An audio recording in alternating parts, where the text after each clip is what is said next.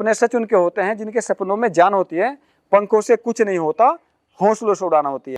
मैं तो एक ही बात मानता हूँ, राजनीति करना बुरी बात नहीं है, लेकिन राजनीति पर यदि धर्म की लगाम हो तो राजनीति हमेशा सार्थक होती है और देश को और समाज को हमेशा जोड़ने का काम करती है।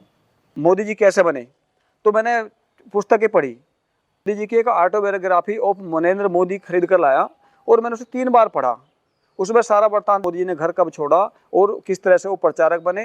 1972 में उन्होंने राष्ट्रीय स्वयंसेवक संघ में प्रवेश किया, उसके बाद 75 में उन्होंने द्वितीय वर्ष किया, उसके बाद प्रचारक बने, पूरी बनी। तो मुझे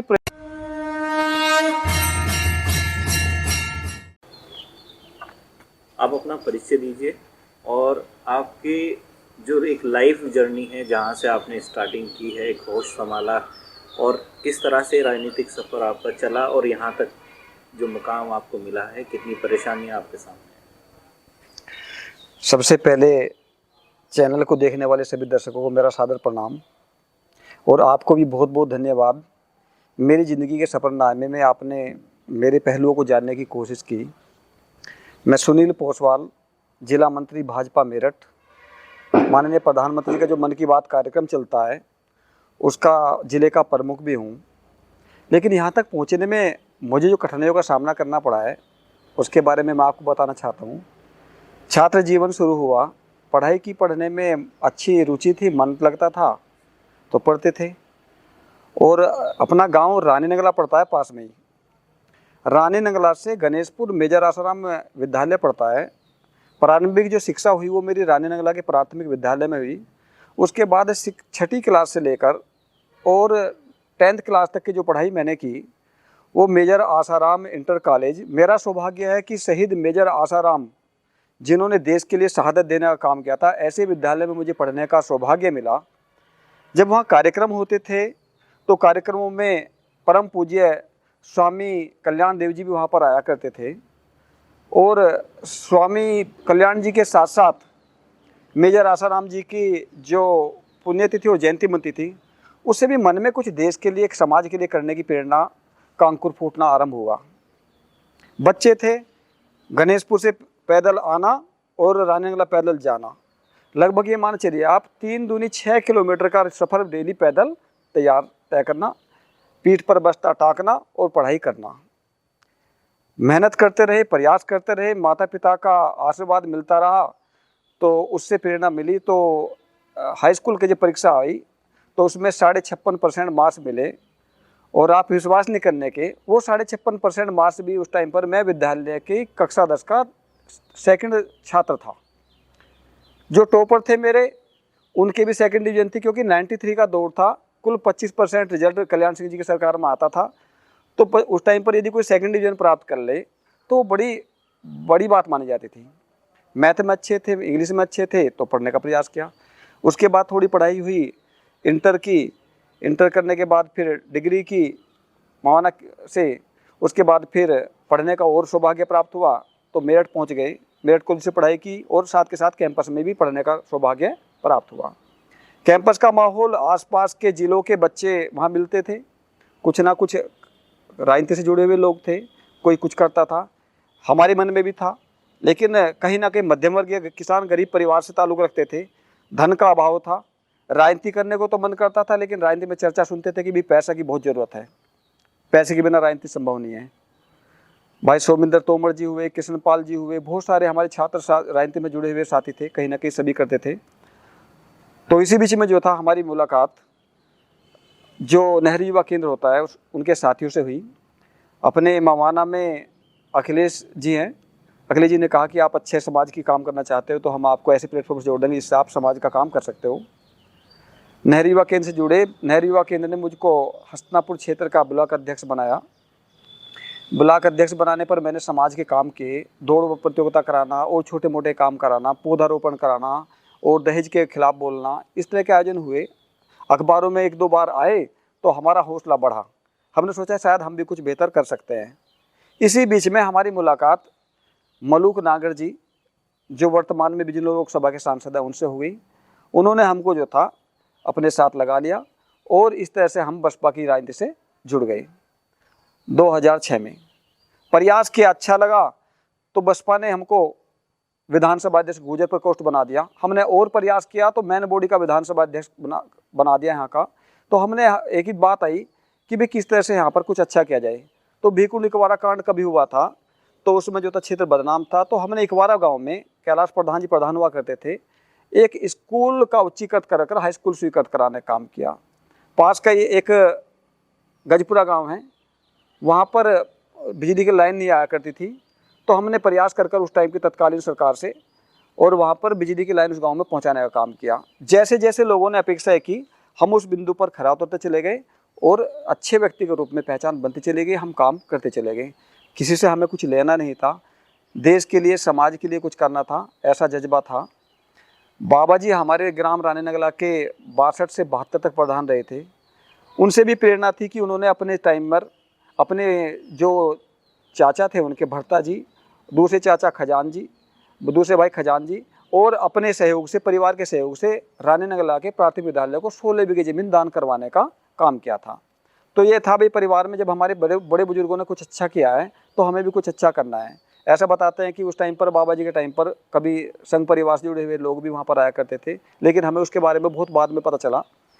तो शाखा में जाते थे लेकिन शाखा के बारे में ये पता नहीं था कि भाई ये संघ की शाखा है, इसलिए स्टार्टिंग में जब जुड़े तो बसपा से जुड़ गए, विधानसभा अध्यक्ष बने, जिला सचिव बने, प्रभारी बने, चुनाव में लगे रहे, प्रयास करते रहे। लेकिन बुरा वक्त देखने को तब मिला जब अपनी इच्छा हुई कि भाई हमें जिला पंचायत चुनाव लड़ना है। हमने प्रयास किया, प्रयास कर हमको टिकट नहीं दिया गया, पैसे की डिमांड की गई। 6-6 हज़ार रुपये का मेंटेनेंस लिया जाता था। कमाते थे मेहनत से, अपने जो कमाते थे ट्यूशन पढ़ाकर, शिक्षा के द्वारा बच्चों को, हज़ारों बच्चों को ट्यूशन पढ़ाते थे, वो फीस के पैसे वहाँ जाकर मेंटेनेंस में दे देते। ये लगता था कि कहीं ना कहीं हमें भी जो है एक बड़ा पदाधिकारी बना दिया जाएगा या हम कुछ बड़ा हो जाएंगे। विधानसभा के चुनाव में खूब मेहनत की, प्रयास किया, लेकिन रिजल्ट 0 हुआ। जब टिकट लेने की बात आई तो डिमांड हुई कि आप 12 लाख रुपए दोगे, 10 लाख रुपए दोगे तो आपको टिकट मिलेगा, नहीं तो नहीं मिलेगा। मैंने कहा भाई मैंने मेहनत की है, प्रयास किया है, मेरे पास तो पैसे इतने नहीं है, मेंटेनेंस के नाम पर देता हूँ, सब कुछ करता हूँ, तो आप एक काम कर लो भाई, मुझसे कुछ कम ले लो। 5 लाख के लिए हम तैयार भी हो गए थे, लेकिन फिर भी बात नहीं बनी। तभी से हमारा बसपा से मोहभंग हुआ कि ऐसी पार्टी, ऐसे दल के साथ काम करने में क्या फ़ायदा कि जहाँ काम का कोई आंकलन ही ना हो। निर्दलीय चुनाव लड़े, बहुत लोगों ने दबाव बनाया कि चुनाव में बैठ जाओ, ये हो जाएगा, वो हो जाएगा। हमने कहा बैठेंगे नहीं, डरेंगे नहीं, भागे मेरी। बहुत लोगों ने प्रलोभन देने का भी काम किया, समाज के बहुत लोग आए।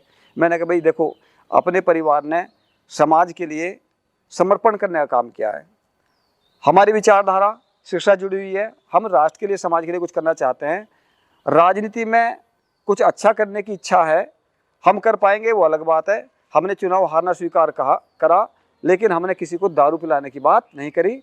लोग कहते थे, बड़ी हंसी भी आती थी कि गुरुजी कुछ है क्या जुगाड़ दारू पानी का। मैंने कहा भैया मैं दारू पानी के लिए चुनाव में राजनीति में नहीं आया हूँ, मैं तो राजनीति में इसलिए आया हूँ कि मैं समाज के लिए, हस्तिनापुर क्षेत्र के लिए, शिक्षा के लिए कुछ अच्छा करना चाहता हूँ। यदि आप मुझे वोट दोगे, सपोर्ट दोगे तो मैं हस्तिनापुर के लिए कुछ बेहतर करूँगा।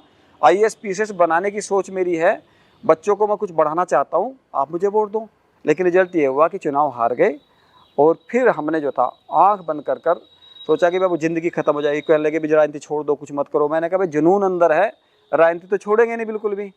हमने बिल्कुल सब कुछ देखकर 17 तारीख में हम चुनाव हारे थे और 18 तारीख में हम राष्ट्रीय स्वयंसेवक संघ में अपने जाकर शरण में चले गए और हमने कहा जी हम वर्क करना चाहते हैं। हमें मौका तो नहीं मिला उस टाइम पर तुरंत वर्क करने का, लेकिन फिर भी हमसे कहा कि भाई आप प्रयास करो, कुछ अच्छा करेंगे, एकदम तो मौका नहीं मिलता, तो आप समाज के काम करो। हम निरंतर भाव से समाज के काम करने लगे। फिर 2018 में हमें राष्ट्रीय स्वयंसेवक संघ का जो प्राथमिक शिक्षक वर्ग होता है वो हमें करने का सौभाग्य AS इंटर कॉलेज मवाना में मिला। और वो दिन, 7 दिन जो जीवन के थे, वो हमारे जीवन के निर्माण के सबसे महत्वपूर्ण दिन थे। जो हमारी आत्माएं हमें खोजना चाहती थी कि तुम्हें कुछ करना अच्छा, वो हमें वहाँ मिला। मैं तो गर्व के साथ कहता हूँ, जीवन में कोई IAS बने, PCS बने ना बने वो एक अलग बात है, लेकिन राष्ट्रीय स्वयंसेवक संघ देश को अच्छा देने की वो प्रणाली है। कोई लोग कहते रहते हैं कि भैया हिंदू मुस्लिम की बात होती है, मैं कहता हूँ कि वहाँ ना हिंदू की बात होती है ना मुस्लिम की बात होती है। राष्ट्र निर्माण कैसे हो, राष्ट्र का अच्छा कैसे हो, हम अच्छे देशभक्त नागरिक कैसे बने, इस तरह की बात होती है। वो हमने वहाँ महसूस किया 7 दिन। मैं एक बात यही पूछूंगा, जो आपने जैसे बसपा का दामन छोड़ा जी और भाजपा में आए, कहीं ऐसा तो नहीं कि मोदी जी की लहर देख के आपने भाजपा का रुख किया? 100%। मैंने जो भाजपा का जो रुख किया, संघ का जो रुख किया, वो मैंने मोदी जी का जो नेतृत्व देखा और मोदी जी के बारे में जब अखबारों में पढ़ा कि मोदी जी एक गरीब कार्यकर्ता थे और गरीब कार्यकर्ता होकर वो चाय बेचकर देश के प्रधानमंत्री कुर्सी तक पहुंचे, तो मेरे अंदर भी एक अभिलाषा जागी कि मैं भी एक गरीब शिक्षक हूँ, बच्चों को पढ़ाने का काम करता हूँ, पैसे मेरे पास ज़्यादा नहीं है, समाज सेवा करने की भावना मेरे अंदर है, तो क्यों ना मैं भी बन सकता हूँ। तो मैं मोदी जी से प्रेरित होकर, उनके कार्य से प्रेरित होकर और असंख्य कार्यकर्ताओं को प्रेरित होकर मैं उस कार्यक्रम में लगा और मैंने फिर पढ़ा कि मोदी जी कैसे बने। तो मैंने पुस्तकें पढ़ी कि मोदी जी कैसे बने। तो मैं मोदी जी की एक ऑटोबायोग्राफी ऑफ नरेंद्र मोदी खरीद कर लाया और मैंने उसे 3 बार पढ़ा। उसमें सारा वृत्तांत लिखा हुआ था कि नरेंद्र मोदी जी ने घर कब छोड़ा और किस तरह से वो प्रचारक बने। 1972 में उन्होंने राष्ट्रीय स्वयंसेवक संघ में प्रवेश किया, उसके बाद 75 में उन्होंने द्वितीय वर्ष किया, उसके बाद प्रचारक बने, पूरी बनी। तो मुझे प्रेरणा मिली कि जब मोदी जी प्रयास कर कर, मेहनत कर कर इतने बड़े पद पर पहुँच सकते हैं, तो मैंने कहा भाई मैं भी तो कुछ ना कुछ बन सकता हूँ। जैसे मैंने भाजपा ज्वाइन की यहाँ पर और लोगों ने कहा कि भाई तुम कुछ नहीं बन पाओगे, ये नहीं हो, तो चुनौती थी मेरे लिए। हस्तिनापुर में बहुत सारे लोग ऐसे थे जो भाजपा के लिए काम करते थे, तो वो कहते थे भाजपा कि आप भाई साहब बहुत बड़े पदों पर रह लिए, लेकिन यहाँ कुछ नहीं होगा, यहाँ तो आप बहुत संघर्ष करना पड़ेगा। मैंने सबसे हाथ जोड़कर कहा भैया मेरा मकसद केवल राजनीति में पदाधिकारी बनना नहीं है, मेरा मकसद समाज के लिए कुछ करना है और समाज के लिए मैं कुछ करूँ, ऐसा करने की मेरी सोच है। मैंने उनकी बात को सुनी, किसी का प्रतिकार नहीं किया, किसी को जवाब नहीं दिया और केवल एक ही मेहनत करनी शुरू कर दी कि समाज के लिए, राष्ट्र के लिए काम करो। यदि हमारा प्रयास अच्छा होगा, काम अच्छा होगा, तो संगठन अपने आप आगे बढ़ाने का काम करेगा। और मुझे गर्व है इस बात का कि मेरे काम को देखते हुए, मेरे विचारों को देखते हुए राष्ट्रीय स्वयंसेवक संघ ने हस्तिनापुर में जब से जनसंघ और भाजपा बनी, किसी को भी जिले का पदाधिकारी नहीं बनाया गया था। मेरे विचार को समझते हुए, मेरी मेहनत को देखते हुए, निस्वार्थ भाव से, बिना किसी भेदभाव के मुझे यहाँ पर जिले का पदाधिकारी बनाया गया और साथ के साथ ही मुझे 2020 में जिले का पदाधिकारी बनाया गया और उसके बाद मन की बात कार्यक्रम का पूरे जिले का प्रभारी बनाया गया। उसके साथ साथ जो भी मुझको कार्य मिला, मैंने उसे अपना कर्तव्य मानते हुए हमेशा करना काम किया और वो दिन से वो दिन है आज है। मैं तो सौभाग्यशाली मानता हूँ कि मन की बात कार्यक्रम की चर्चा का मैंने प्रयास किया कि भाई साहब मैं यहाँ पर जो है, हस्तिनापुर एक ऐतिहासिक केंद्र है, भगवान श्री कृष्ण जी कर्मस्थली है और उसके साथ साथ यहाँ पर जैन धर्म, सिख धर्म और सर्व धर्म के लोग यहाँ पर निवास करते हैं, तो क्यों ना यहाँ पर भी कोई कार्यक्रम करवाया जाए। तो मेरी बात को स्वीकार कर कर मुझे कार्यक्रम ले लिया, जिसमें आदरणीय मोहित बेनीवाल जी हस्तिनापुर में आए पहली बार और दिल्ली दूरदर्शन लाइव टेलीकास्ट के द्वारा वो कार्यक्रम चला, जिसमें मोदी जी ने हस्तिनापुर की महिमा के बारे में चर्चा की। बहुत अच्छा लगा, मैंने उसको अपलोड किया, प्रेस्टेट किया, तो लोगों ने बहुत अच्छा माना किया। उसके बाद मैं योग से जुड़ा हुआ हूँ। 2018 में जब कोरोना काल से पहले मैंने योग से जुड़े होने के कारण सोचा कि भी कुछ ना कुछ योग का हस्तिनापुर किया जाए। हस्तिनापुर में भगवान श्री कृष्ण जी रहते थे, भगवान श्री कृष्ण को सब कहते हैं कि योगी राज, वो योग के बारे में जानते थे, योग करते थे। तो मैंने कहा भाई हस्तिनापुर में कुछ ना कुछ योग का कार्यक्रम किया जाए। इसी कैंपस में जहाँ हम बैठे हुए हैं, हमने सुबह 5 बजे से 7 बजे तक का नित्य क्रम में योग का कार्यक्रम चलाया। सचिन भाई ने भी उसको कई बार प्रकाशित किया, अपने जो मीडिया कर्मी जितने हस्तिनापुर क्षेत्र के सभी ने उसको अखबार में प्रकाशित किया। उन सबको भी मैं बहुत बहुत धन्यवाद देना चाहता हूँ। उन्होंने मेरी सोच को, मेरे विचार को, जो राष्ट्र के निर्माण में सहयोगी हो सकता था, उसको पत्रकारिता के माध्यम से जनता के सामने लाने का काम किया और 5 लोगों से योग का कार्यक्रम शुरू हुआ, जो आगे चलकर 5 के साथ साथ वो समापन पर 300 से 500 की संख्या पहुंचा, जिसमें उस टाइम के एसडीएम मवाना जो अंकुर श्रीवास्तव जी थे वो भी यहाँ पर आए और जो अपने सीओ मवाना थे वो भी आए और उन्होंने हम सब के साथ, जो यहाँ पर कार्यकर्ता बंधु जो साथी हमारे योग कर रहे थे हस्तिनापुर निवासी, उनके साथ योग किया और वो कार्यक्रम बड़ा भव्य हुआ। उस कार्यक्रम से प्रेरित होकर हस्तिनापुर में जगह जगह छोटे स्थानों पर योग शुरू हुआ और अच्छी बात तो ये हुई कि जिनको मैंने योग करवाया था साथ, उन्होंने छोटे छोटे सेंटर हस्तिनापुर में डेवलप कर लिए। जब मेरा योग का कार्यक्रम फेसबुक पे, यूट्यूब पे और इन पर सब पे देखा, तो संगठन ने, भारतीय जनता पार्टी के ने मुझे योग का जिला प्रभारी बना दिया कार्यक्रम का। और उस कार्यक्रम को हस्तिनापुर में, जो पूरे भारत में 21 कार्यक्रम होते, एक कार्यक्रम हस्तिनापुर को भी दे दिया कि आप हस्तिनापुर में करवाओगे, जिसमें केंद्र सरकार के मंत्री पशुपति कुमार पारस जी, उच्च शिक्षा मंत्री योगेंद्र उपाध्याय जी और हमारे डीएम आदरणीय श्रीमान दीपक मीना जी, शशांक जी और सभी पदाधिकारी आए और लगभग 3000 की संख्या का वो कार्यक्रम हुआ, जो आज भी मुख्यमंत्री अभ्युदय जो पोर्टल है उस पर पड़ा हुआ है। तो उसको देखकर मुझे लगा यार कुछ और अच्छा करना चाहिए। मैं तो एक ही बात मानता हूँ, राजनीति करना बुरी बात नहीं है, लेकिन राजनीति पर यदि धर्म की लगाम हो तो राजनीति हमेशा सार्थक होती है और देश को और समाज को हमेशा जोड़ने का काम करती है।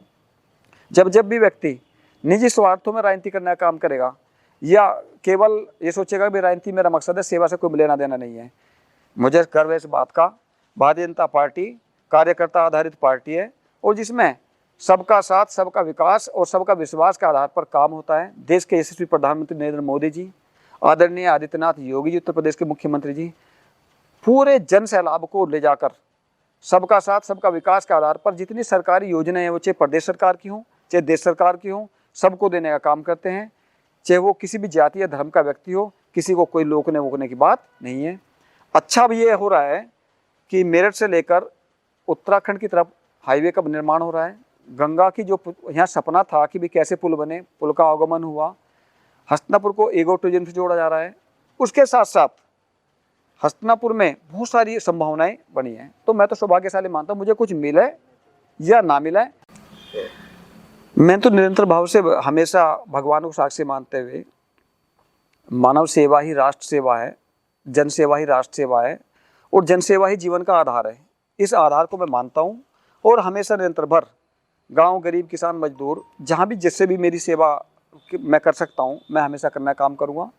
और मेरी पार्टी से जो भी पार्टी मुझे दायित्व देगी, जब भी देगी, जैसा भी देगी, दायित्व देगी तब भी पार्टी के लिए काम करूँगा, नहीं देगी तब भी पार्टी के लिए काम करूँगा, क्योंकि मुझे राष्ट्र सेवा का काम और राष्ट्र सेवा के प्रति समर्पण यदि कहीं दिखाई देता है तो भारतीय जनता पार्टी में और देश के नेतृत्व में, प्रदेश के नेतृत्व में दिखाई देता है। मोदी योगी जी में मैं पूरी आस्था और विश्वास करता हूँ और मैं हमेशा बिना किसी लोभ और लालच के हमेशा काम करूँ। मुझे ऐसी प्रेरणा मोदी जी के नेतृत्व के द्वारा, योगी जी नेतृत्व के द्वारा मिली है, क्योंकि काम करने की प्रेरणा के लिए कोई ना कोई आदर्शवादी होता है। तो मेरे जीवन में मोदी जी और योगी जी एक ऐसे आदर्श नेतृत्व हैं जिनको मैं आंख बंद कर कर विश्वास करता हूँ। मुझे कुछ मिले तब भी काम करना है, ना मिले तब भी काम करना है और अथाह खुशी मुझको मिलती है कि मैं राष्ट्र के काम आने में कहीं ना कहीं मेरी भी आहुति लगने का काम हो रहा है। अच्छा, आपने अभी एक बात कही थी बीच में कि जब भी चुनाव होता है तो दारू की डिमांड भी होती है और नेता लोग दारू बांटते भी हैं। जी जी।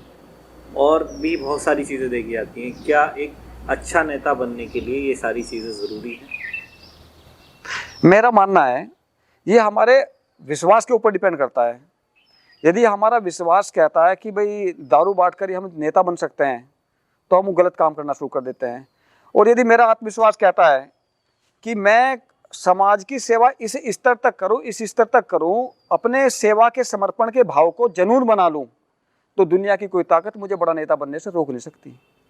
क्योंकि सेवा में वो ताकत है जो आदमी को ऊपर उठाने का काम करते हैं। बड़े लोगों के आशीर्वाद में, बड़े बुजुर्गों के आशीर्वाद में वो ताकत है जो व्यक्ति को जमीन से लेकर आसमान तक पहुंचाने का काम करते हैं। नरेंद्र मोदी जी उसके जीते जागते उदाहरण है, आदित्यनाथ योगी जी उसका जीता जागता उदाहरण है।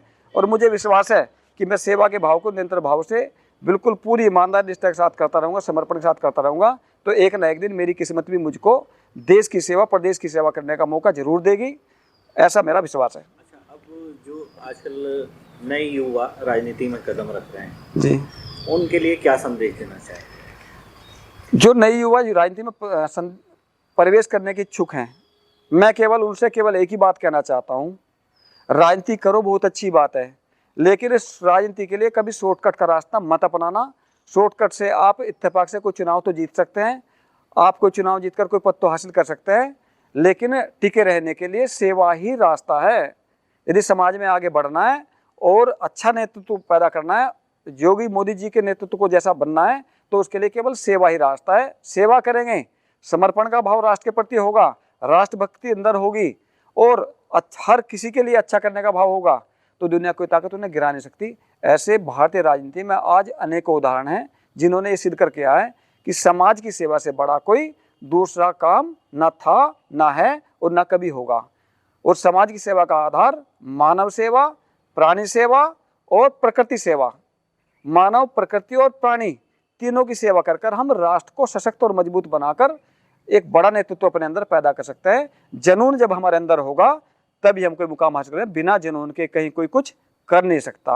वो कहते हैं सपने सच उनके होते होते जिनके सपनों में जान होती है, बिना पंखों के हौसले, सपने सच उनके होते हैं जिनके सपनों में जान होती है, पंखों से कुछ नहीं होता, हौसलों से उड़ाना होती है। तो हौसलों से तात्पर्य जनून से है, जुनून यदि मेरे अंदर राष्ट्र सेवा का है, जुनून यदि मेरे अंदर मानव सेवा का है, जुनून मेरे अंदर यदि प्राणी सेवा का है, जुनून मेरे अंदर यदि प्रकृति सेवा का है, यदि मैं प्रकृति में भगवान के दर्शन मानता हूँ, प्राणी में भी भगवान के दर्शन मानता हूँ और मानव मात्र में भी, दरिद्र में भी नारायण के दर्शन मानता हूँ, तो मैं कभी गलत कर ही नहीं सकता।